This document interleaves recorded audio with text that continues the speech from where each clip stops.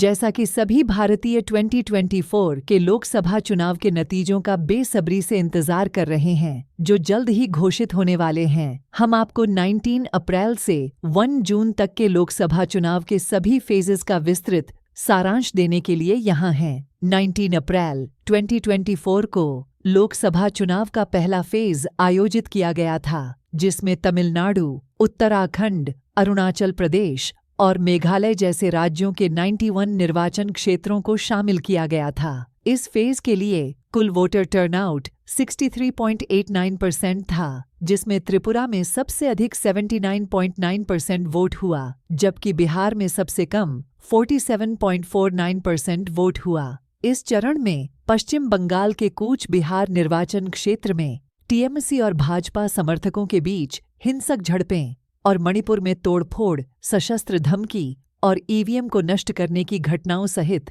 महत्वपूर्ण घटनाएं देखी गईं। चुनाव का दूसरा फेज 26 अप्रैल 2024 को हुआ, जिसमें असम, बिहार, कर्नाटक, केरल और अन्य राज्यों के 97 निर्वाचन क्षेत्र शामिल थे। पोलिंग परसेंटेज लगभग 64% रहा।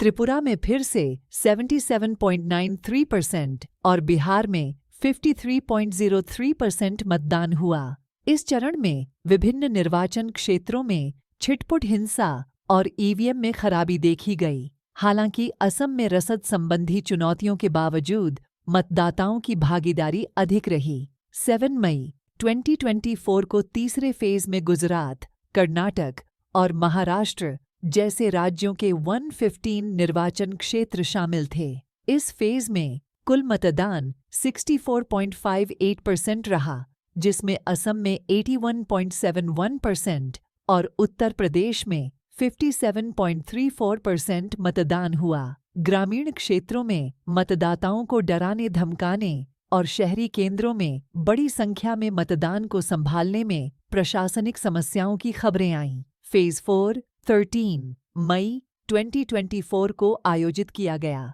जिसमें आंध्र प्रदेश, बिहार, झारखंड और अन्य राज्यों के 71 निर्वाचन क्षेत्र शामिल थे। जबकि विस्तृत मतदाता मतदान जानकारी पूरी तरह से उपलब्ध नहीं थी, रुझानों से पता चला कि पिछले चरणों के समान मध्यम से उच्च मतदान हुआ। 20 मई 2024 को फेज 5 के साथ चुनाव जारी रहे, जिसमें बिहार, झारखंड, महाराष्ट्र और अन्य राज्यों के 51 निर्वाचन क्षेत्र शामिल थे। हालांकि विस्तृत आंकड़े उपलब्ध नहीं कराए गए, लेकिन मतदान राष्ट्रीय औसत के अनुरूप होने की उम्मीद थी। फेज 6 25 मई 2024 को हुआ, जिसमें हरियाणा, झारखंड, उत्तर प्रदेश और अन्य राज्यों के 59 निर्वाचन क्षेत्र शामिल थे। विशिष्ट मतदाता मतदान डेटा उपलब्ध नहीं था, लेकिन यह आम तौर पर पिछले चरणों के पैटर्न का पालन करता था। अंत में फेज 7 1 जून 2024 को हुआ, जिसमें पंजाब,